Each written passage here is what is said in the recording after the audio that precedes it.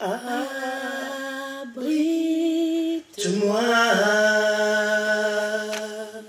sous tes ailes, couvre-moi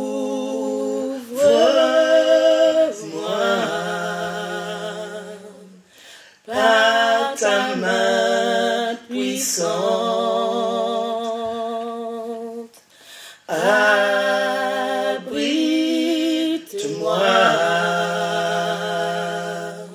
sous tes ailes, couvre-moi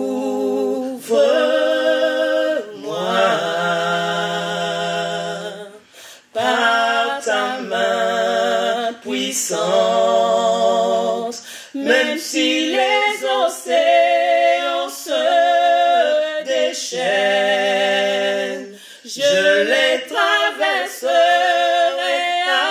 avec toi. Père, tu domines les tempêtes, je suis tranquille car tu es là. Je suis tranquille car tu es là. En Jésus seul, je me... Voilà, bien-aimés, bonjour.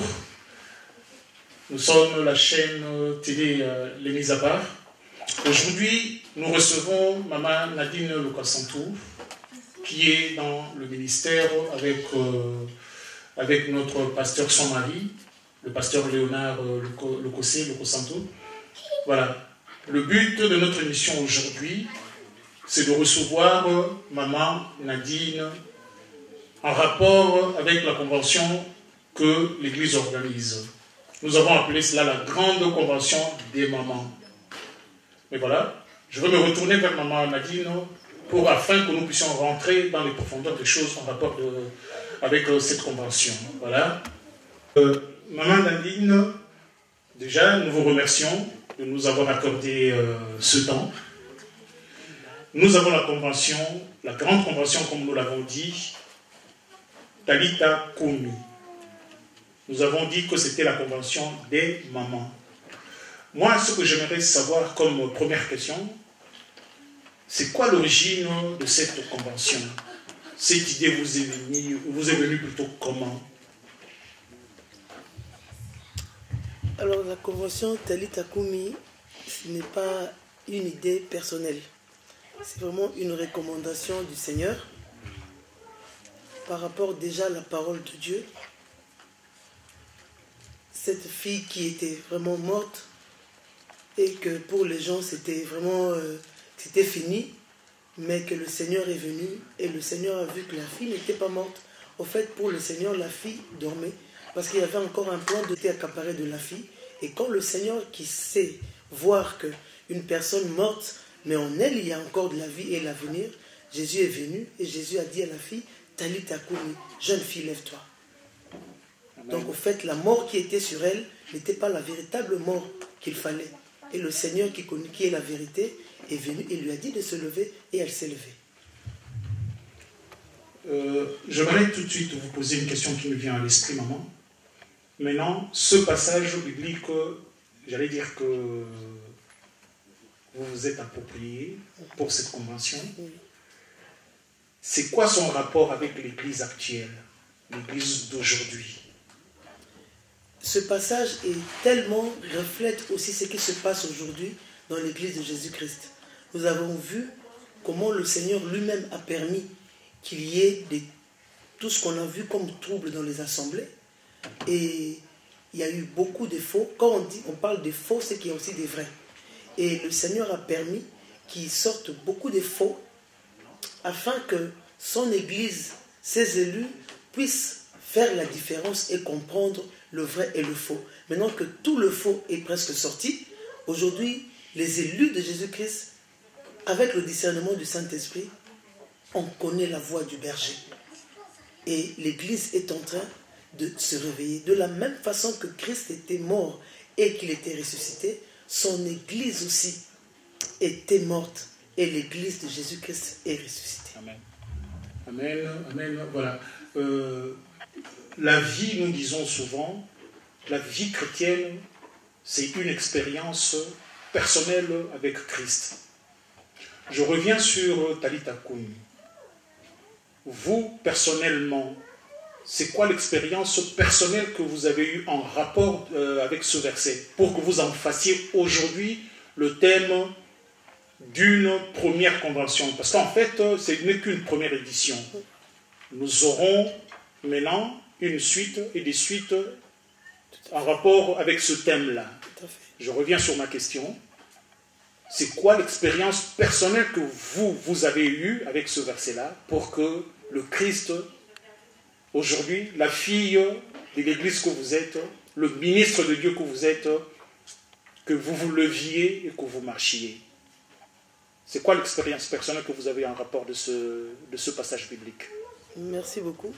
Je lisais la Bible comme toute servante de Dieu, ce passage aussi, mais dans ma propre vie, j'ai vécu une expérience que je ne peux pas résumer de toute façon dans une émission. Et j'ai grandi aussi dans l'église comme toute servante de Dieu peut être encadrée aussi. J'ai eu des serviteurs qui m'ont vraiment encadré. J'ai marché dans la crainte de Dieu. Mais quand je me suis marié, j'ai rencontré une situation tellement difficile. J'ai eu successivement 2 enfants handicapés. Et cela m'a vraiment cassé complètement. J'ai eu des expériences aussi de suicide, des expériences douloureuses. J'ai rencontré l'humiliation, la honte, la haine, le rejet, le mépris des personnes qui connaissaient mon mari, quelqu'un de bien, et qui essayaient de l'en dissuader, donc de ne pas rester avec moi, et surtout faisant allusion que je venais d'une famille où il y avait tellement beaucoup des fétiches ou des choses qui se disent. Hein. Mais avec tout ça, avec la belle famille, avec le rejet des gens, ça m'a conduit vraiment à être diminué complètement dans la vie.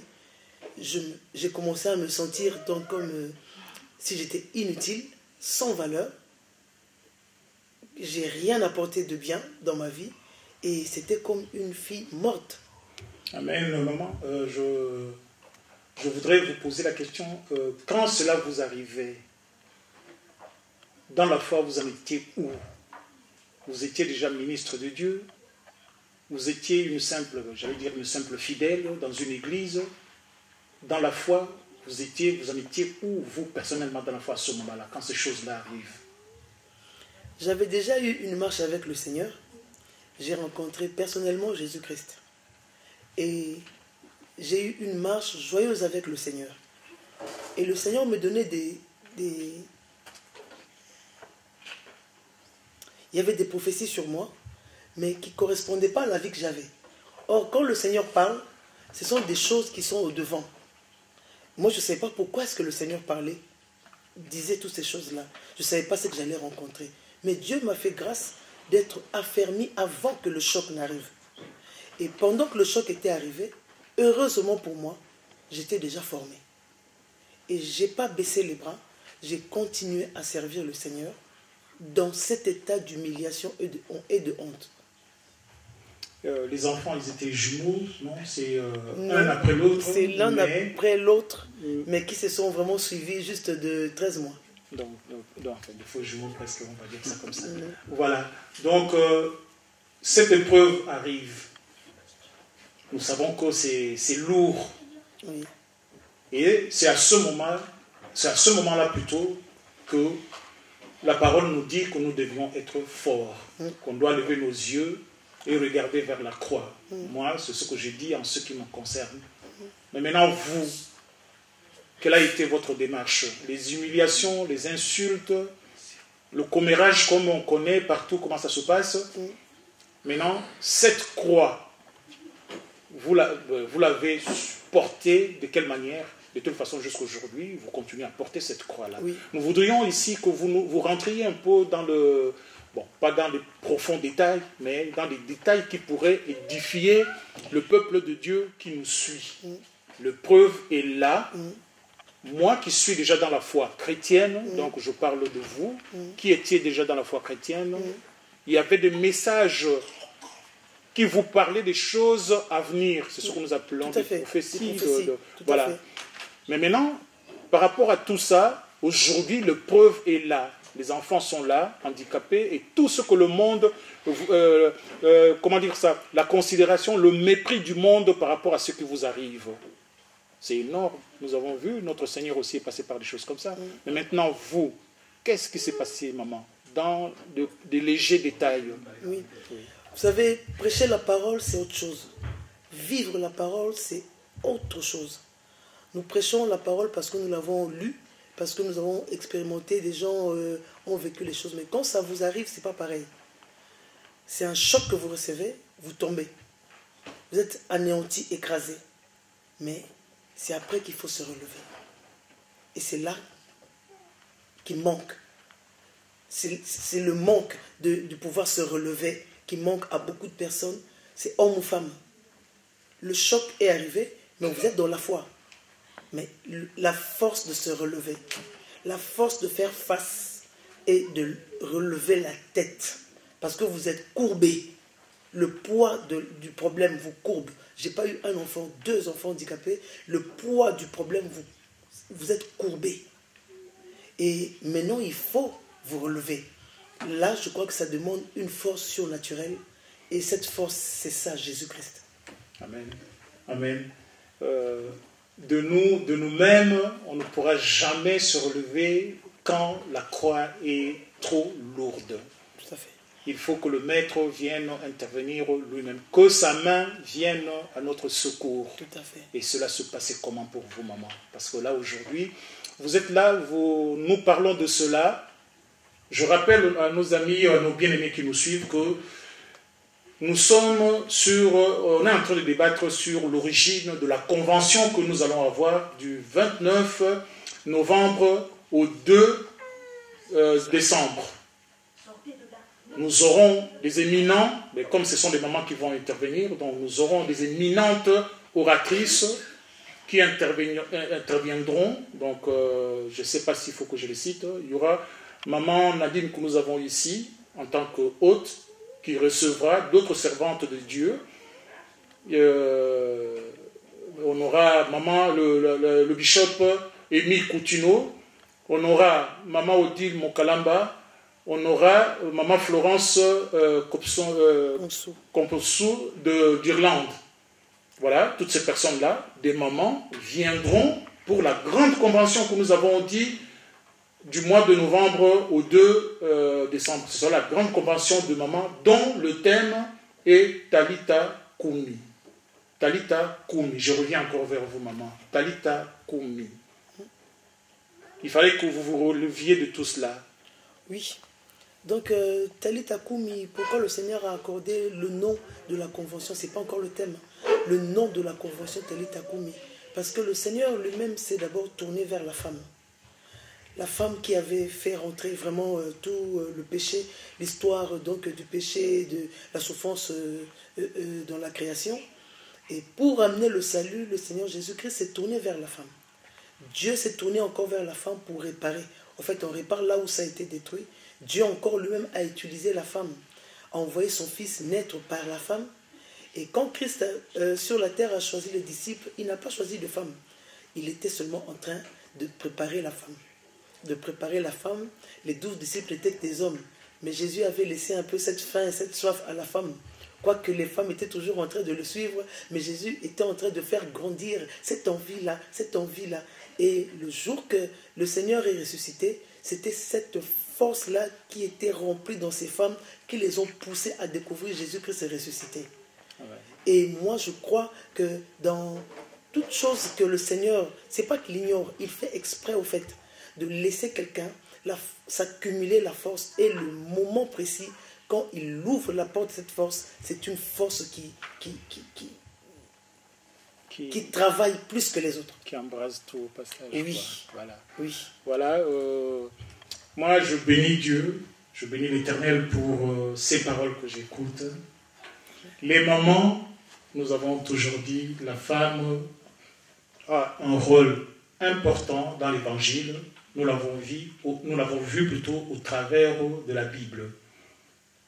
On a connu, il y a eu des messages qui sont passés par les mamans. Je reviens sur notre thème. Là, tout à l'heure, vous m'avez repris. Moi, je vous parlais du nom de la convention. Or, le thème, plutôt, le grand thème, ce sera tout le temps Talita Koumi. Ça, c'est le nom de la convention. C'est le nom de la convention tout le temps, ce sera Talita Koumi. Mais là, cette fois-ci, pour la convention que nous avons, qui commence le 29 novembre jusqu'au 2 décembre, le thème est plutôt Naomi, où est Ruth? On va en revenir, maman. Oui. Mais je reviens sur le thème de la convention. C'est le nom de la convention. Tout à fait. Voilà. Tout à fait. Talita Koumi. Jeune mariée. Jeune fille. Jeune fille. Non, là je parle de vous. Ah. Je dis jeune mariée et la naissance, 2 enfants malades, 2 enfants handicapés. Alors, il faut qu'on se relève de cette épreuve-là, qu'on tienne debout. La suite, qu'est-ce qui se passe? Les enfants sont là, le mari est là aussi, et le monde aussi, avec tout ce que nous savons. Ils l'ont fait avec notre maître, nous avons vu. Le monde a choisi Barabbas à la place du maître. Le monde, les gens qui nous regardent. Il fallait que vous vous releviez. Qu'est-ce qui s'est passé par la suite? La suite a été le monde, comme vous venez de dire, tout ça, l'entourage et tout ça, ont vraiment tout fait pour m'enfoncer. Et tout ça s'est passé du moment où je n'avais aucune personne de ma famille autour de moi. J'étais seule. Ma seule famille, c'était mon mari et mes enfants. Et je n'ai pas d'amis. Je n'ai pas d'amis, ni femme ni homme. Et donc je vivais chaque instant de ce problème. Et les gens conseillaient en plus mon mari de me quitter. Mais je voyais mes enfants, leur regard me disait quelque chose. Même s'il n'y avait même pas un syllabe qui sortait de leur bouche, leur regard me disait beaucoup de choses. Et j'ai eu du mal à arriver jusqu'au point de vouloir me suicider parce que c'était trop. Mais le Seigneur Jésus-Christ est venu. Quand le diable vient, le Seigneur ne tarde pas à venir. Amen. Il ne tarde pas à venir parce qu'il sait que nous sommes humains. Mais comme nous lui appartenons, il ne nous laisse pas. Il a dit qu'il ne perdra pas un seul de ce que le Père lui a donné. Quand on arrive vraiment à l'extrême, le Seigneur sait jusqu'où on peut supporter quelque chose. Au fait, le Seigneur ne nous laisse jamais entrer dans un ring avec un ennemi qui peut nous battre. Si le combat devient vraiment rigoureux, le Seigneur intervient toujours. Parce qu'il ne peut pas se renier. Il a dit, nous sommes plus que vainqueurs. Il ne laisse pas qu'on perde. Quand on arrive au moment où ça semble nous dépasser, on le voit et tout de suite on surmonte la chose. Quand on le voit, on redevient plus fort. Maman, j'allais dire une petite chose, mais tenir à l'extrême, parce que ça c'est l'extrême, et la Bible nous dit que Dieu ne permet pas que nous soyons tentés au-delà de nos forces. Amen. Mais quand vous arrivez là, vous étiez au-delà de vos forces. Quand cela arrive, qu'est-ce qui se passe au niveau de la foi? Ça chancelle. Qu'est-ce qui se passe à ce moment-là? Vous qui avez vécu cela. Et de toute façon, ce n'est pas fini. Les enfants sont là. Aujourd'hui, c'est vrai, la main est passée par là. C'est atténué. Vous avez vu que ce n'était pas que un malheur. Dieu a fait quelque chose au travers de cette difficulté qui vous est arrivée. Voilà. Alors, je reviens sur ma question. Oui. Je disais, quand on arrive à l'extrême de cette façon-là, qu'est-ce qui se passe au niveau de la foi, maman? Il se passe quoi? La foi est étiolée. La foi est juste. Je crois que si je n'étais pas servante de Dieu déjà, ça allait être très difficile encore. Heureusement, j'avais déjà rencontré Jésus-Christ. c'est pas que j'étais à l'église seulement. Je l'avais déjà rencontré en personne avant toutes ces choses. Moi, je crois que c'est ça qui m'a accordé de tenir. Et les promesses qu'il m'a données, à chaque fois que je regardais ces paroles-là, de la façon qu'il me les a données, donc ce n'était pas que j'ai lu seulement la Bible et je me dis ça me convient. Non, la façon qu'il m'a parlé avant que ces choses arrivent, en pensant à ça, je savais que c'était la vérité, ça viendra. Ça s'accomplira. Il ne me les a pas données d'une façon que je pouvais oublier. La façon qu'il m'a parlé avant que ces choses n'arrivent. Donc quand c'est arrivé, j'ai compris. Parce que s'il ne m'avait pas parlé, et que c'était seulement des hommes de Dieu qui me parlaient, ou que je lisais la Bible moi-même, c'est sûr que ma foi allait s'étioler. Dans mes difficultés, une fois j'étais en train de faire le ménage chez moi, j'ai pensé à ça encore ce matin, je faisais le ménage et puis j'étais habitué, comme les enfants étaient muets, qui ne parlaient pas, mon mari qui travaillait du matin au soir, donc il y avait que la louange dans ma maison du matin au soir. Et il y avait une adoration qui passait ce jour-là, et Alain Moloto qui était en train de dire je ne pose pas de questions du genre pourquoi.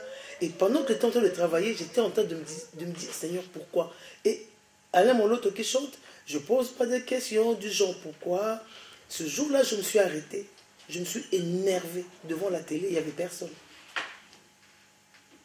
Il n'y avait vraiment personne. Il lui a dit oui, vous ne posez pas de questions du genre pourquoi, parce qu'il ne vous est pas arrivé la même chose que les autres. Il y a des situations où on doit se poser les questions pourquoi. Mais aujourd'hui, je dis qu'il avait raison de dire ça. Amen. Amen. Je voulais juste dire un petit quelque chose à nos amis qui nous suivent.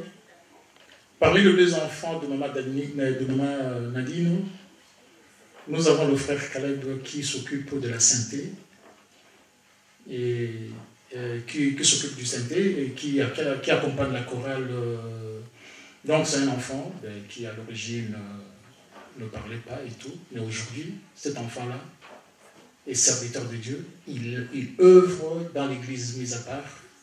Voilà, c'est Dieu. Avant même que ces difficultés n'arrivent, bien-aimés, sachez que Dieu avait déjà pourvu une solution.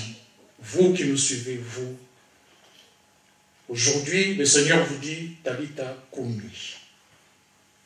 Venez du 29 novembre au 2 décembre, venez nombreux. Nous sommes au 47 Jules Ferry à Morsan-sur-Orge. Morsan-sur-Orge, 91 390. Venez nombreux. Maman Nadine, qui est passée par cette turbulation, aujourd'hui le Seigneur l'envoie vers nous avec un message, un rapport des épreuves et notre foi. Vous qui vous sentez délaissés, vous qui trouvez que le poids est trop lourd pour vous, vous vous demandez, mais où est le Seigneur? Le Seigneur a une réponse pour vous. Venez dans la convention, la grande convention de maman. Vous aurez, par la grâce de Dieu, une réponse pour vous. Voilà. Je reviens vers vous, maman Nadine. Alors, aujourd'hui, comme je l'ai dit, le Seigneur, au vu de tout ce qui s'est passé, qui continue à être là, de toutes les façons, vous a formaté à devenir la servante que vous êtes aujourd'hui. Meilleur encore. Meilleur encore. Moi, je ne sais pas. Clairement, le message de la convention sera lequel? Le message de la convention est juste le thème qu'on a mis, Naomi Ouérut. Donc dans ce thème que Dieu nous a donné, Naomi, normalement les thèmes des conventions sont des thèmes qui, il n'y a pas de point d'interrogation. Mais bizarrement, le Seigneur, quand on a demandé le thème, il a dit Naomi Ouérut. Pourquoi Naomi Ouérut? Beaucoup de personnes, moi j'ai étudié la vie de Naomi, Naomi qui était bien avec sa famille dans une ville de pain, ils avaient tout. Mais le pain a manqué. Naomi est sortie avec sa famille. Ils sont allés à l'étranger, dans une nation païenne. Et de là, Naomi a tout perdu. Son mari, ses enfants, ses biens. Naomi est devenue pauvre, vieille, ridicule. Et le Seigneur m'a parlé. Beaucoup dans nos vies, nous rencontrons les difficultés. Mais quand notre conscience sait que nous sommes innocents, beaucoup de gens pouvaient insulter Naomi à son retour. Tu es une sorcière, tu as tué ton mari et tes enfants, vous avez perdu tous les biens, regarde comment tu es devenue. Beaucoup. Naomi a connu aussi l'humiliation, la honte, le mépris et tout ça. Mais quand on regarde, au fait, la vie de Naomi, elle n'était qu'en mission du Seigneur. Parce que Ruth, qui était moabite, peuple inceste maudit, Ruth était dans le plan de Dieu au travers duquel Jésus-Christ devait venir. Mais Dieu, le Créateur, a fait que Ruth naisse dans une nation païenne. Il fallait que quelqu'un aille chez les Moab pour ramener Ruth dans la volonté de Dieu. Dieu, il fait ces choses comme ça. Et ça a coûté la vie de la famille entière de Naomi. Le mari, les enfants, les biens. Mais Ruth devait retrouver sa place dans la lignée de Dieu où devait naître Jésus-Christ. Mais Dieu a fait qu'elle naisse là-bas. Il fallait que quelqu'un aille. Et il y avait un sacrifice de la vie de Naomi pour que Ruth rejoigne le plan de Dieu. Et Naomi, c'est l'image même de Jésus-Christ. L'image même de Jésus-Christ qui a quitté le ciel, qui est venu sur cette terre pour pouvoir nous ramener, nous, nés dans des nations, nous ramener dans le plan de Dieu. Et quand le Seigneur m'a ramené à voir tout ça, beaucoup de Naomi aujourd'hui, on peut rencontrer la souffrance, mais nous nous arrêtons au milieu, on ne finit pas notre mission. Naomi, où est Ruth? Est-ce que tu t'es demandé si ta souffrance allait engendrer quelque chose? Est-ce que tu t'es demandé si tu as souffert pour la gloire de Dieu? Est-ce que tu t'es demandé si au travers de ta souffrance, il y a des âmes qui vont être sauvées? Est-ce que tu t'es demandé si au travers de tes souffrances, il y a des personnes perdues ou dans la même situation que toi qui doivent revenir au Seigneur? Des fois, il y a toutes ces choses, mais peut-être pour le plan de la vie d'une seule personne. Amen. Mais quand on n'a pas discerné, il y a des femmes qui aujourd'hui perdent leur mari, qui deviennent veuves. Au lieu de s'accrocher à Christ afin qu'il y ait une suite, elles se perdent. Elles se remettent dans le monde. Et le plan que Dieu voulait faire s'arrête. Beaucoup de Naomi, des femmes que Dieu a appelées, qui doivent aller jusqu'au bout, n'arrivent pas au bout de leur mission. Amen. La souffrance, ils n'ont pas saisi les promesses, ils n'ont pas cru aux promesses de Dieu et la mission s'arrête. Beaucoup des missions que le Saint-Esprit a données aux femmes sont avortées aujourd'hui. Très peu de femmes accouchent de leur mission. Amen. Et c'est ça que le Seigneur est en train de dire. Naomi, où est Ruth? Naomi, où est Ruth? Tu étais parti en mission, mais tu t'es arrêté au milieu. Naomi pouvait ne pas revenir. Béni soit Dieu. Je voulais juste rajouter quelque chose, si je puis me le permettre. J'allais dire, bien aimés, vous qui nous suivez, nous devrions savoir, nous qui sommes dans la foi, seuls, nous n'arriverons jamais à rien. Et les épreuves, c'est souvent, pour les enfants de Dieu, c'est pour qu'à la fin, la gloire de Dieu se manifeste. Il n'y a que ça. Et le sacrifice, le niveau de la gloire de Dieu vaut aussi le niveau du sacrifice, j'allais dire. Tant le sacrifice est grand, plus le Seigneur va se manifester dans nos vies. Voilà. Nous ne baissons pas la garde. Talita, Koumi, on ne cessera de le répéter. Lève-toi, toi qui es fatigué. Nous avons suivi Maman Nadine et nous allons continuer avec elle. C'est elle qui vient vers nous avec ce message. Elle vient nous rappeler ce message au travers de son expérience personnelle. Nous bénissons Dieu pour cette convention. Nous bénissons Dieu pour sa servante. Alors, maman, maintenant que vous avez eu ce message, l'Église, corps du Christ dans son ensemble, va, j'allais dire, en profiter. Ne baissons pas les bras. Le Maître a promis d'être là jusqu'à la fin. Même quand nous avons vu Abraham, le type de Jésus, tout à l'heure là vous avez dit que Ruth était à l'image du Christ. Naomi était à l'image du Christ. Moïse devrait sacrifier son fils.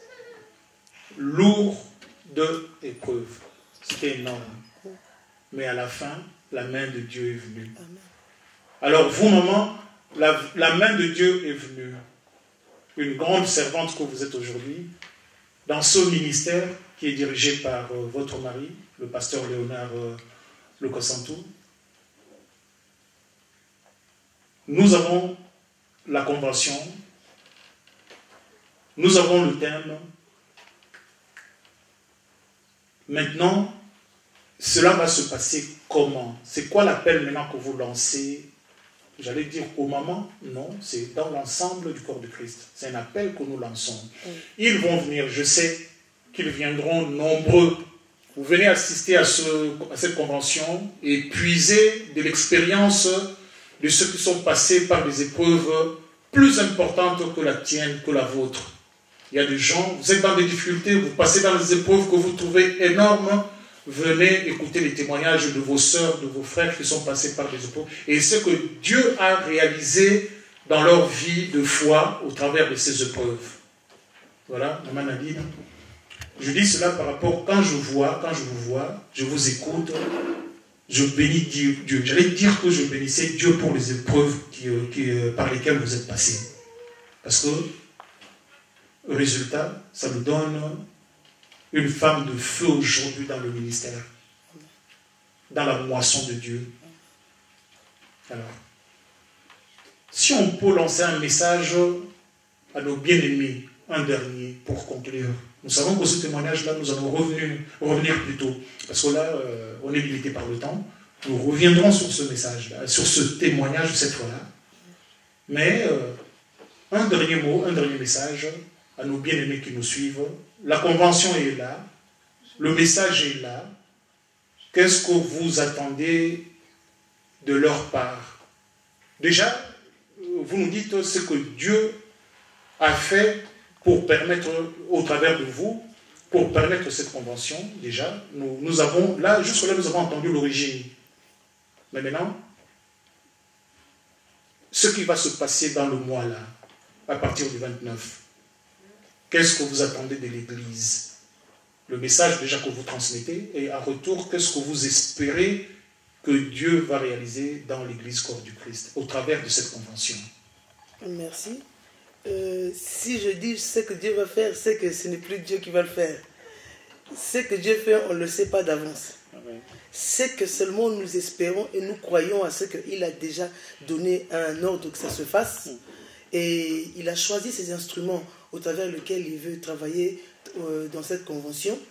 Et par rapport aux visions aussi qu'il est en train de montrer, je partirai d'abord à la première image qu'il a montrée, un grand hôpital, où il y avait lui-même Christ, un médecin, vraiment en robe blanche, et il était accompagné des infirmières et infirmiers, en robe blanche aussi, en train de travailler. C'est là que moi aussi je me suis retrouvé dans cette blouse des infirmiers, et nous étions tous en train de suivre ce grand médecin qui donnait des ordres, qui était Jésus-Christ lui-même, et j'ai aperçu une des oratrices qui sera avec nous dans cette foule des infirmiers. Moi, je sais que dans cette convention, il y a vraiment tout un hôpital de Dieu qui va descendre là. Amen. Quand je dis hôpital, Dieu opère dans tous les domaines. Il y a beaucoup de femmes qui sont des servantes de Dieu, des instruments efficaces du Seigneur, qui ignorent qu'il y a une suite dans leur vie, qui ignorent. Ce n'est pas seulement des femmes, des hommes aussi. Abraham est resté longtemps en train de pleurer Sarah, mais il ne savait pas qu'après Sarah, il y avait Ketura, il y avait d'autres enfants qui allaient venir. Il y avait une suite. Il y a une suite. Il y a une suite. Il y a une suite. Mais des fois, les gens se limitent. Abraham pouvait seulement dire, quand Sarah est décédée, que le trésor, la femme de sa vie, tout s'est arrêté. Mais tout s'était pas arrêté. Abraham a eu une vie après. Il y a une suite.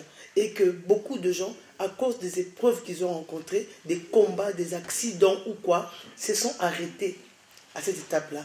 Mais là, vous faites plaisir à celui qui vous a arrêté. Vous faites plaisir au monde et même au diable qui n'a pas voulu que la gloire de Dieu se manifeste.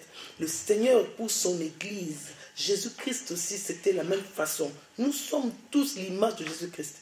Le diable a cru qu'en tuant Jésus, tout était fini.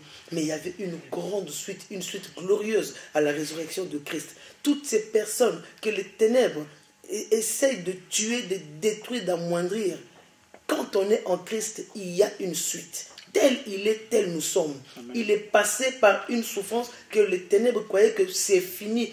Il ne fera plus rien. Il est mort, enterré. Mais le 3e jour, il était ressuscité. Moi, je crois aussi en ça. Nous sommes dans ce 3e millénaire, avant l'enlèvement de l'Église de Jésus-Christ, des personnes que Jésus lui-même a choisies pour pouvoir réparer, comme on a dit dans les affiches, réparer et préparer son Église à l'enlèvement. Ces personnes ont connu ce temps d'être abattues. Amen. Comme Christ. Ces personnes sont passées par des situations vraiment où il n'y a que le Saint-Esprit qui a sorti Christ du tombeau, qui vient dans cette convention pour relever toutes ces personnes, parce que la gloire de Dieu va se manifester avant l'enlèvement. Amen, amen, amen, amen, amen, amen. Bien-aimés, on pourrait continuer comme ça avec Maman Nadine jusque. Venez à la convention. Nous avons 4 jours de convention. Ce sera 4 jours merveilleux de richesse, d'enseignement. Nous prendrons les épreuves. Notre Seigneur en a connu. Il est allé même jusqu'à la mort. Maintenant, il est sorti des tombeaux. Et nous aussi, dans la foi en Jésus, il nous sort des tombeaux. Même si la pierre qu'on a posée sur vous est immensement lourde, le Christ se lèvera. La pierre devant ce tombeau est partie. Le monde se demandait comment. En parlant de ça, maman, nous avons une sœur ici qui a aussi un témoignage qu'Alita Koumi. Un grand témoignage. Je ne sais pas, une de vos filles. C'est maman... Monica. C'est maman Monica. Je ne sais pas, elle va venir nous joindre, se mettre à côté de vous, afin que nous puissions écouter ce que le Seigneur a fait dans sa vie. Et vous allez voir, bien-aimés, vous qui nous suivez, on finit toujours pas. Mais d'abord, premièrement, être dans la foi en Jésus-Christ. Là où la Bible nous dit, premièrement, les choses des cieux, le royaume des cieux. Et les miracles, les guérisons, tout ce que nous cherchons nous sera accordé par-dessus. Nous avons maman... j'arrive pas à retenir. Monica. Maman Monica, la sœur Monica, une servante dans notre ministère, mise à part. Vous aussi, vous avez vécu une épreuve énorme. Mais je vous laisse avec Maman Nadine qui a vécu, qui a partagé cette épreuve avec vous. Mais, nous relater ce que vous avez vécu. Maman, je vous passe le micro, et puis avec votre fille, vous essayez de nous relater l'épreuve qui est arrivée à cette servante de Dieu. Je commence. Je bénis Dieu parce qu'il est vraiment bon. Il est merveilleux dans ses œuvres et dans ses projets. Moi, ce qui m'est arrivé jusqu'à maintenant, je peux dire que j'en mesure pas encore toute la grandeur. Mais je bénis le Seigneur parce que je peux dire que dans ce que j'ai traversé, c'est vraiment quelque chose d'extraordinaire. Parce que c'est quelque chose que je n'ai pas encore entendu ailleurs. Et je dois le témoigner au peuple de Dieu, de ce que Dieu fait, de ce dont il est capable, que son amour est grand et que vraiment il n'y a rien qui soit au-dessus de lui. Donc moi j'ai 36 ans, je suis mariée et je suis maman de 3 enfants. Mais en 2003, à l'époque j'avais, si je ne me trompe pas, 22 ans, j'ai rencontré une situation vraiment difficile, dans le sens où j'ai rencontré la dépression. En tant qu'enfant de Dieu, on sait que la dépression, tout ce que nous pouvons rencontrer, qui n'est pas dans la volonté de Dieu, c'est un esprit que le diable envoie pour justement décourager les enfants de Dieu, les amener à être différents de ce que Dieu avait tracé. Et donc, dans cela, j'ai commencé donc à perdre beaucoup de poids. Je crois que je devais peser peut-être 45 kilos, parce que j'étais devenue vraiment, je peux dire même, rachétique. Et je ne savais pas, moi, ce que j'étais en train de rencontrer, parce que j'étais jeune, j'avais rencontré le Seigneur jeune, même si mon parcours à moi familial n'était pas aussi évident, parce qu'on a perdu dans mes frères et sœurs et moi notre père très jeune, mais il y a beaucoup de choses dont on n'est pas conscient quand on est enfant. Et quand on rencontre ce genre de choses, on ne comprend pas ce que c'est. Et par la grâce de Dieu, j'étais quand même déjà dans le Seigneur. J'avais reçu Jésus-Christ comme Sauveur et Seigneur au travers des serviteurs de Dieu avec qui nous sommes aujourd'hui. Maman Nadine, le pasteur Léonard. Ma maman m'a prêché Jésus-Christ. J'ai commencé à marcher un peu dans le Seigneur, à laisser un peu une chose, 2 choses, 3 choses. Mais je ne connaissais pas encore Dieu. Je ne peux pas dire qu'aujourd'hui je connais, mais aujourd'hui, Dieu m'a fait grâce de réaliser l'amour de Dieu. Mais au moment où j'ai rencontré ce que j'avais rencontré, je ne savais pas ce que c'était l'amour de Dieu, le pardon de Dieu. Et le diable a profité de cette ignorance pour mettre l'incrédulité. Ce qui fait que quand je me suis retrouvée dans cette situation de dépression, d'oppression des ténèbres, parce que ce n'est pas autre chose, parce qu'à ce moment-là, le diable fait qu'il vous soufflote des pensées, il agit même pour que vous n'ayez plus l'appétit. Toutes ces choses-là sont des choses pas normales. Parce que même jeune, comment on le voit aujourd'hui, des jeunes filles qui souffrent de, comment on appelle ça, d'anorexie, toutes ces choses, ce ne sont pas des choses normales. Tout ça, ça porte des noms différents, mais ce sont les mêmes esprits. Donc, à ce moment-là, j'arrivais plus à manger, j'étais dans des pensées toujours négatives, même si on me disait, on ne savait pas aussi, parce que c'était, je peux dire, une première pour moi aussi dans ma famille, de rencontrer cette situation. Et les pensées négatives se multipliaient, même si on me disait ça va aller, même ayant entendu déjà la Bible, la parole de Dieu, même ayant reçu Jésus. Mais à ce moment-là, je ne croyais plus. Je voyais seulement que qu'est-ce que je vais faire de ma vie, qu'est-ce que j'ai plus de force, j'ai pas envie de manger, qu'est-ce que ce sera demain, je suis moche. Il y a tout ça, toutes ces pensées-là, aussi ridicules que ça peut paraître, mais une pensée, plus une pensée, plus une pensée, chaque jour, a fait que la foi a été ébranlée. Oui, maman, je vais intervenir un peu. Là, dans l'entretemps, vous continuez à venir à l'église. Oui. Vous étiez avec maman Nadine et pasteur Léonard. Oui. Parce qu'à un moment donné, vous nous dites que la foi a lâché complètement, si je peux dire ça. Oui. La foi a lâché complètement.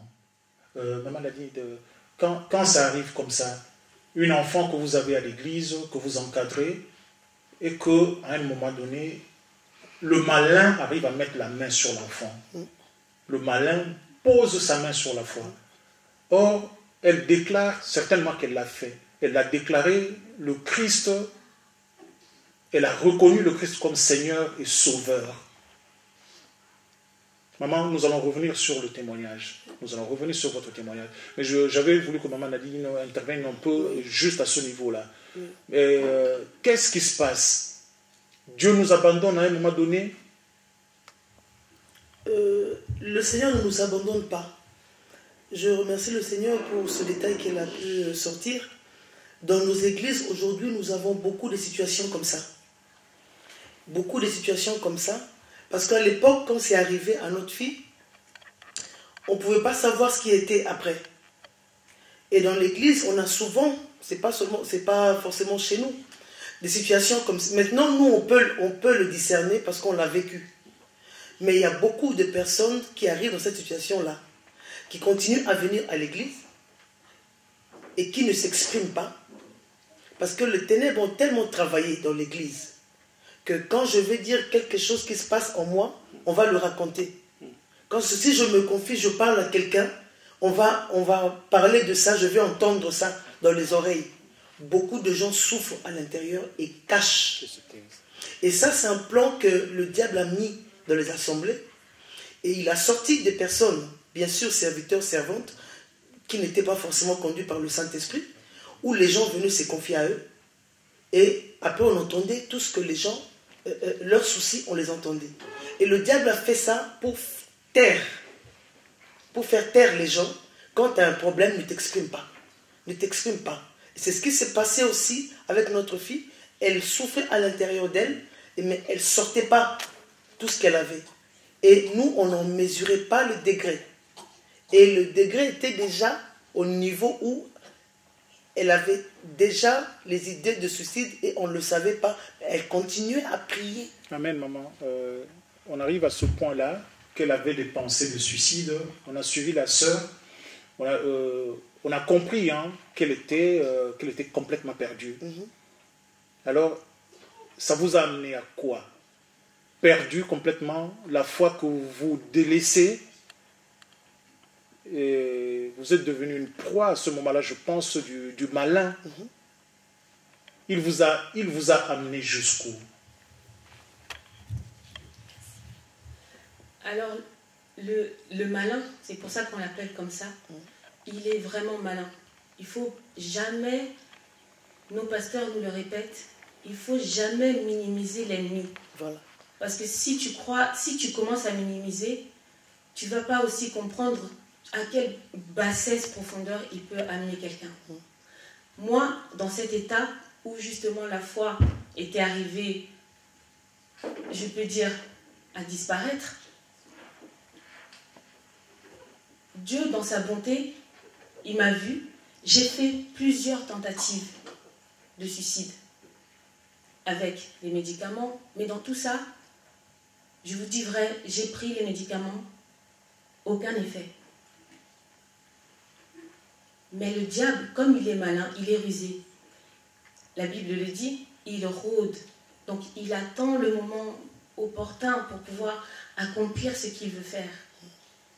Et venons toujours à l'église, ayant laissé aussi la vie passer, mais dans cet état, le diable a profité. Il a mis des situations dans lesquelles le péché est rentré. Parce qu'un enfant de Dieu, quand il n'y a pas le péché, je ne dis pas qu'il ne peut pas y avoir, comme la Bible dit, une offense ou comment. Tant qu'il n'y a pas le péché, le diable n'arrivera pas. Parce que j'ai pris plusieurs fois les médicaments, mais ça n'a pas fait l'effet que je me suis retrouvée dans un coma, lavage d'estomac, non. Mais dans tout ça, moi n'ayant plus cette foi, je me suis retrouvée dans une situation où j'ai... Parce que le diable avait un plan bien tracé. Vous savez, je peux dire aujourd'hui, avec un peu de recul, je vois cette année 2003 était une année terrible. Parce que c'est cette année où il y a eu la canicule. Je ne sais pas si vous vous rappelez, en 2003, il y a eu une canicule terrible. Et en cette année-là, je pense qu'il s'est passé dans le spirituel beaucoup de choses. Il y a eu beaucoup de morts aussi. Beaucoup de choses. Et moi, marchant sans plus aucune foi, marchant comme ça, il s'est trouvé que... Ma sœur Monica, donc voilà, on était là, la perturbation, qu'est-ce que nous disons, la tribulation, c'est ce que vous avez traversé, vous avez vécu, là où le malin, l'ennemi, il prend contrôle de votre être. Je reviens sur la question que je vous ai posée tout à l'heure. Vous avez connu l'abîme, voilà, je vais dire ça, vous êtes rentré dans l'abîme du péché. Ça s'est passé comment? C'était quoi en fait? Ton mal, il t'a conduit jusqu'à quel mal? Voilà ma soeur. Je peux dire que le plus grand péché, à ce moment-là, ça a été de ne plus avoir la foi. Amen.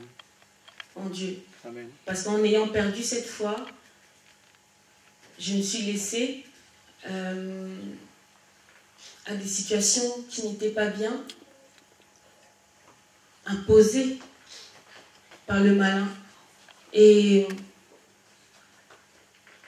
c'est là où le malin, justement, en profite pour amener jusqu'à... Les enfants de Dieu, oui. Aux enfants de Dieu, il pousse les enfants de Dieu à leurs extrémités. Et dans ce manque de foi, dans ce désespoir aussi, parce que n'ayant plus la foi, je ne savais même plus où trouver une solution, ou comment repartir, recommencer. Parce que dans les pensées que j'avais, c'était que plus rien ne sera jamais pareil, je ne vais pas y arriver, donc c'est pas la peine. Amen. Je me permets de vous interrompre, sœur Monica. Vous étiez complètement abattue, oui, dépourvue de tout. Vous n'avez plus contrôle de vous-même vu que l'ennemi a posé main sur votre être. La foi qui s'en allait. Et aujourd'hui, Dieu nous dit, Talita Koumi.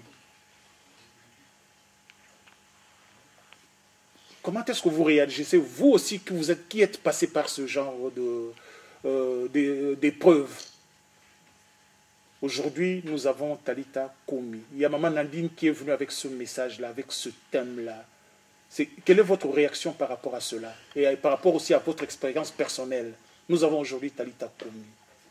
Je vais dire ceci, cette jeune fille n'a pas été chercher le Seigneur. Elle était morte. C'est des intercesseurs qui sont allés vers le Seigneur pour dire « Notre fille est morte ». Et le Seigneur est venu, il a prononcé cette parole. Pour moi, mon témoignage, moi j'étais arrivée à cette mort déjà spirituelle, parce que je n'avais plus la foi, et ça a mené une mort physique. Parce que la Bible dit, en vérité, dans l'homme, c'est l'esprit. Et mon esprit étant devenu abattu, la Bible est tellement précise, il dit encore, mais si l'esprit est abattu, qui le relèvera? Qui le relèvera? Et c'est ce qui m'est arrivé dans cet abattement. J'ai été jusqu'à continuer à mettre fin à mes jours. Parce que je me suis jetée sous un train.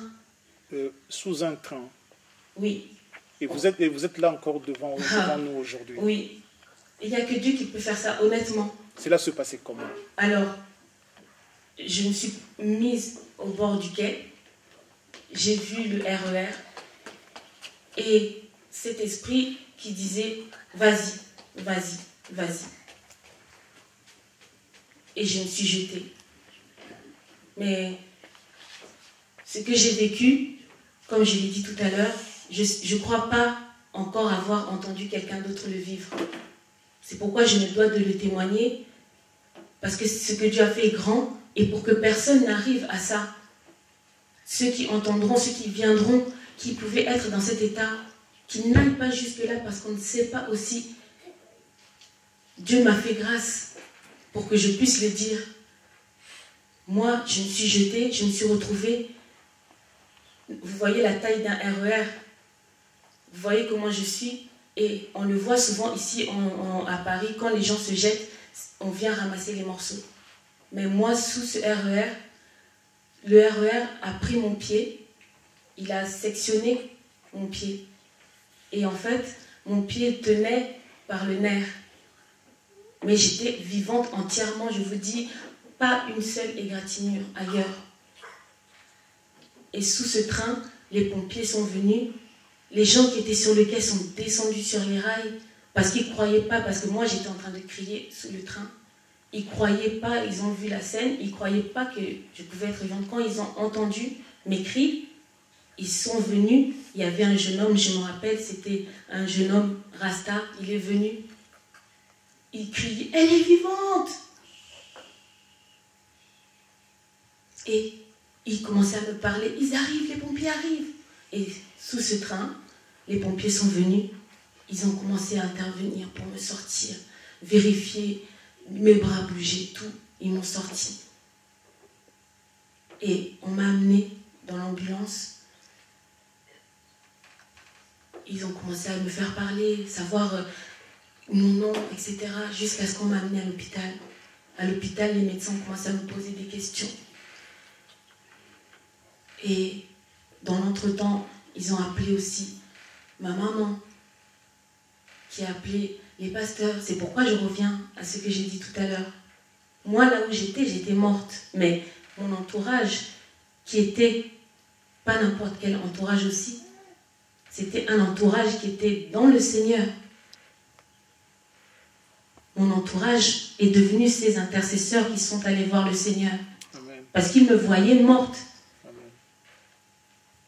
Et dans cette intercession, moi, là où j'étais en train de le vivre seul, mais il y avait eu une intercession et le Seigneur lui-même était en train d'intercéder pour moi.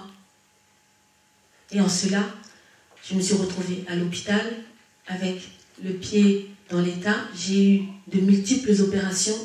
J'ai eu des broches. J'avais comment dire, ils m'ont fait, je ne sais même plus par quoi commencer tellement les opérations étaient nombreuses. Ils ont vérifié, ils ont recousu le nerf, ils ont vérifié si le sang passait dans les veines. Ensuite, il a fallu chercher à conserver le pied parce que comme la chair était sectionnée, ils voulaient voir ce qui se passait. Ils pensaient vraiment que c'était fini, qu'on allait couper mon pied parce que c'était la nécrose, c'est toutes ces choses-là qui se présentaient. Quand il a fallu reconstruire le pied, donc ça a été encore et toujours la main de Dieu. Parce qu'ils avaient prévu de me prendre un muscle dans le dos. Ils ont essayé, pour eux, ils ont dit qu'on va essayer une nouvelle technologie qui s'appelait le VAC. C'était un système qui consistait à mettre une poche sur le pied, la zone du moins touchée, pour voir si la chair pouvait être gardée. Ils ne croyaient pas eux-mêmes en faisant ça, parce qu'ils avaient prévu encore de me prendre le muscle dans le dos. Mais quand ils ont enlevé cet appareillage, ils ont vu la chair avait poussé. Ils ont vu les muscles avaient été là. Donc il y a eu de multiples opérations, il a fallu encore couvrir le pied, faire des ponctions de moelle osseuse pour réinjecter dans l'os. Toutes ces choses, le Seigneur l'a fait. Amen. Ça a été plusieurs mois. Amen, amen, amen, amen, amen, amen, amen, amen, amen, amen. Éternellement le même, il n'a pas changé. Nous savons que dans la Bible, on nous dit qu'il a fait repousser la chair sur des os. Ézéchiel 37. Ézéchiel 37. Nous bénissons Dieu, éternellement le même, et il le prouve. Nous ne cesserons de dire gloire à toi, Seigneur Jésus-Christ, toi qui es venu réaliser les promesses de Dieu dans nos vies. Nous ne cesserons jamais. Maman Monica, la chair qui repousse là où l'homme ne pouvait plus rien. Et la suite. Donc ça a été des mois de convalescence. Et dans ces mois de convalescence, donc on m'a transféré d'un hôpital à un autre. On a attendu que le pied reprenne. Il y a eu la rééducation. Moi, là où j'étais, honnêtement, c'était devenu plus difficile de vivre. Parce qu'au fait, je me disais maintenant, je suis vivante, mais avec ça. Avec l'handicap, oui. Parce qu'au début, honnêtement, je le voyais comme un handicap. Je me disais, mon corps ne sera plus jamais le même. Ma vie ne sera plus jamais la même. Là où peut-être à 22 ans, je pouvais être une jeune femme comme une autre, mettre des chaussures, ceci, des talons, toutes ces pensées-là viennent. Et je me disais, c'est pas la peine. Encore une fois, c'est pas la peine. La situation s'était plutôt empirée. Empirée pour moi, à ce moment-là, je ne comprenais pas. Et j'étais toujours dans cette pensée négative, parce que le diable, la Bible est claire. Ton entourage était bien, c'est des gens qui étaient avec Christ. Et ton entourage, c'était maman Nadine, papa, pasteur Léonard. Oui. Et malgré la présence de ces deux serviteurs de Dieu et d'autres personnes de ta famille, je crois, qui sont dans la foi en Jésus, malgré ces présences-là, vous étiez toujours partis, quoi. Vous étiez toujours vus, maintenant que physiquement ce que ça donnait, la foi, ne parlons même plus de foi à cet instant-là. Non, déjà, vous l'aviez perdu. Et là, c'était plutôt l'âme carrément que vous perdiez. Oui, parce qu'en fait, c'était devenu... j'étais toujours dans cet état où on me porte, honnêtement, on me portait spirituellement. Parce que je vous dis la vérité, moi, je ne voyais même pas qu'est-ce que j'allais faire demain. Avec un pied comme ça, à l'époque, je ne conduisais pas. Donc, toutes ces choses-là, pour moi, c'était fini. Je vais rester seulement comme ça, je vais voir qu'est-ce qui va m'arriver. Voilà, je ne sais pas. Mais eux, c'est vrai, je sais qu'ils ont chacun, mes pasteurs, ils intercédaient comme ma famille, comme vous avez dit tout à l'heure. Voilà, étaient ébranlés, éprouvés, autant que moi. Mais je peux dire qu'ils ont gardé cette attitude de foi. Parce qu'ils me parlaient, pour moi, je n'entendais plus rien. Je vous dis, ça rentre là, ça sort là, ça rentre là. Parce que moi, j'étais en train de vivre l'histoire en moi et j'étais désespérée. Maman Monica, Lazare est mort quand le Christ est venu. Il dit que ces choses sont arrivées pour que la gloire de Dieu soit manifeste. Pourrait-on dire pareil pour ce qui t'est arrivé, ce qui vous est arrivé? Est-ce que ces choses-là sont arrivées pour que la gloire de Dieu soit manifeste? Ça, c'est une question. Si c'est oui, de quelle manière dans votre vie? Je ne peux que dire oui. Parce que honnêtement, quand je vis aujourd'hui, si je ne vous dis pas ce qui m'est arrivé, jamais vous ne pourrez savoir. Jamais. Ni physiquement, ni spirituellement, ni socialement. Vous ne saurez jamais. Parce que la gloire de Dieu s'est pleinement manifestée. Amen. Parce que ça a commencé, comme je vous l'ai dit, au sortir de l'hôpital avec le désespoir, avec le questionnement, avec la convalescence était totale, et physique et spirituelle. Amen. Ça a pris beaucoup de temps. Amen. Parce que cette circonstance était complètement nouvelle pour tout le monde. Pour moi-même, mais aussi pour mes encadreurs. Pour ma famille, n'en parlons pas. Amen. Donc il a fallu sortir encore de tout ça, décortiquer qu'est-ce qui s'est passé. Sortir de tout ça, qu'est-ce qui s'est passé? Aujourd'hui, notre sœur a entendu la voix qui est venue lui dire « Non, ce n'est pas fini. Lève-toi. Talita Koumi. »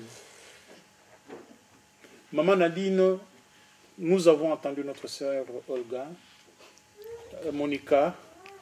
Nous avons entendu notre sœur Monica. Je l'arrête parce qu'on va continuer, on va continuer. On est limité par le temps. Ma sœur, nous reviendrons sur ce témoignage-là, énorme, qui corrobore le thème même de notre convention. La grande convention, comme je n'arrête pas de vous le dire, du 29 novembre au 2 décembre. C'est pour ce genre de choses que Maman Nadine, Bishop Emi Koutino, Maman Odile Mokalamba et Maman Florence, le pasteur Florence Ponceau vont vous dire, peuple de Dieu, on se lève pour marcher vers la gloire qui va arriver bientôt. Maman, nous avons suivi votre fille Monica. Une preuve énorme. Chacun a son sacrifice, chacun a sa croix. Vous nous avez relaté la vôtre, elle, la sienne, et nous savons que nous aurons d'autres personnes qui ont partout, même nos bien-aimés qui nous suivent, ils sont dans des épreuves. Mais le seul message, au final, nous avons un Dieu qui a promis, il nous en avait fait la promesse, qu'il sera là jusqu'à la fin du temps, qu'il ne nous abandonnera jamais. Amen. Il l'a dit.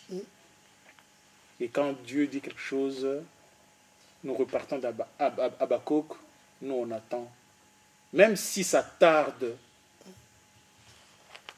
Maman Monica va se lever, elle prêchera, elle tiendra la parole de Dieu à mise à part. Maman Nadine deviendra un grand ministre dans la moisson. Et pourtant, ils sont passés par des chemins qui n'étaient pas évidents. Des chemins. Tout cela, où est-ce que nous voulons en venir, bien-aimés? Que quelle que soit ton épreuve, lève les yeux vers celui qui est le Tout-Puissant. Il est venu pour ça. À Golgotha, il crie que tout est accompli. Même pour toi, bien-aimé. S'il l'a fait pour Maman Nadine, s'il l'a fait pour ma sœur Monica, il est en train de faire la même chose pour vous qui nous regardez.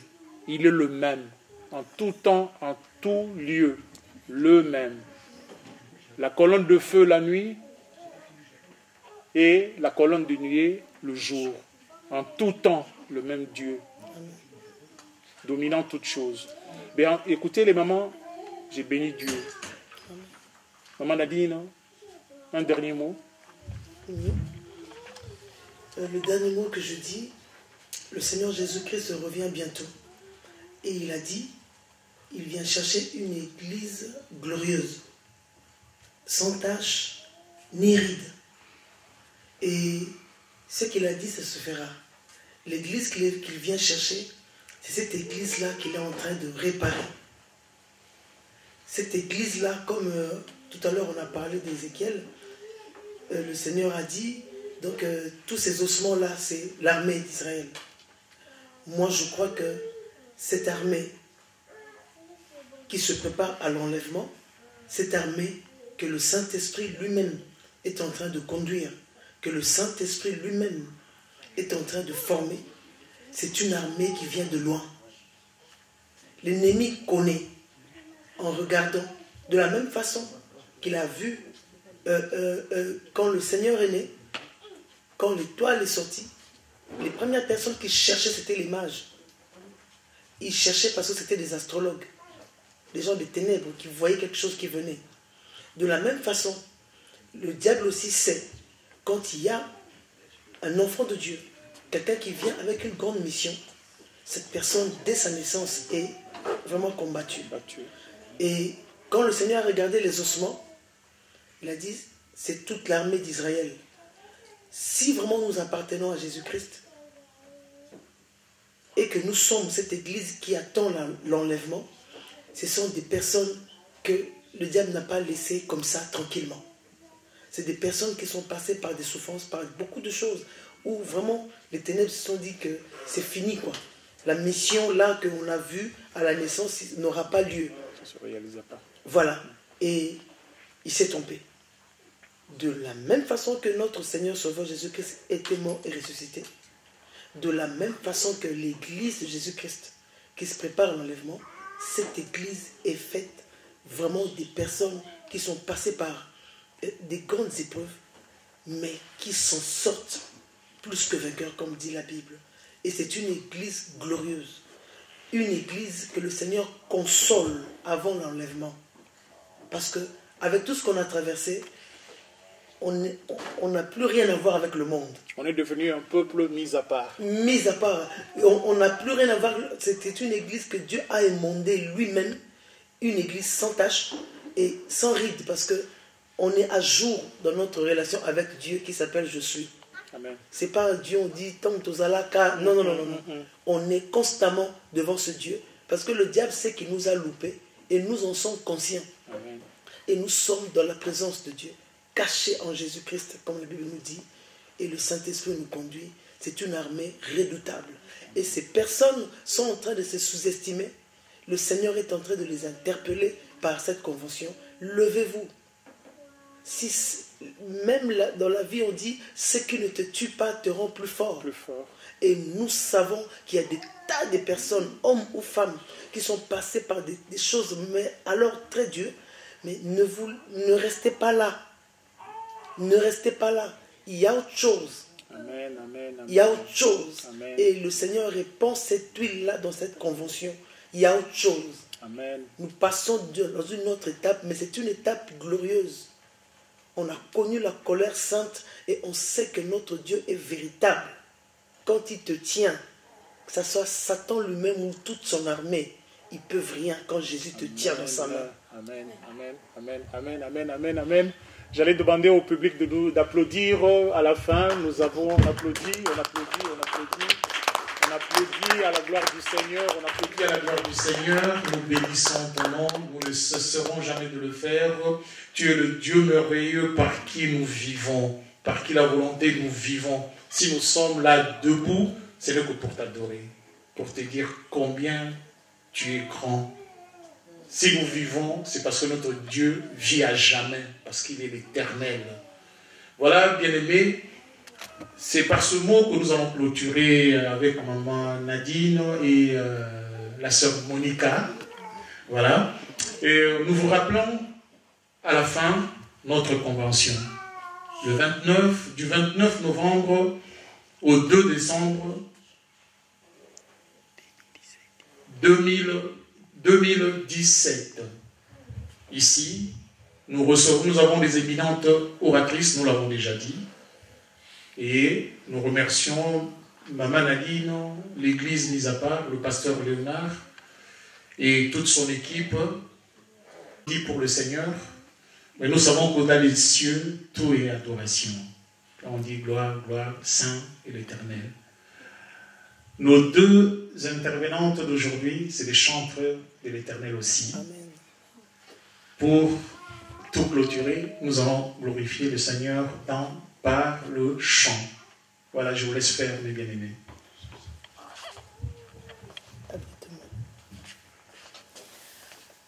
Abrite-moi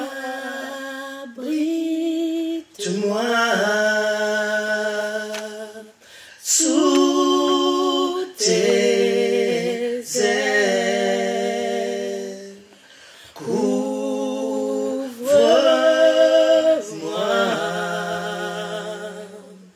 par ta main puissante. Abrite-moi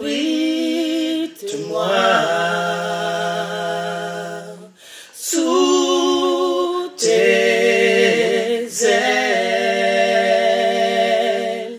couvre-moi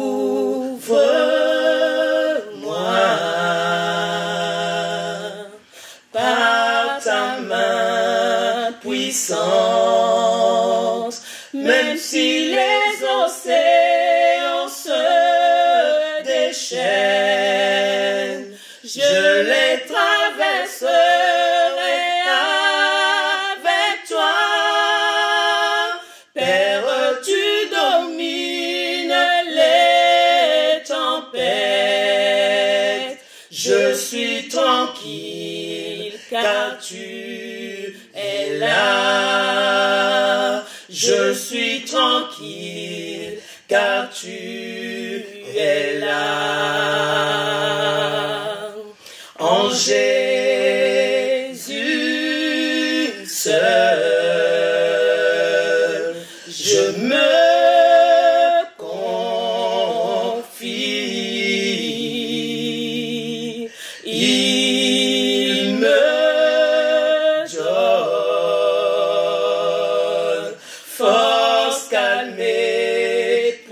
puissance, même si les océans se déchaînent, je les traverserai avec toi. Père, tu domines les tempêtes, je suis tranquille car tu es là. Je suis tranquille car tu es là. Nabangate, nayebi oza. Nabangate, nayebi oza.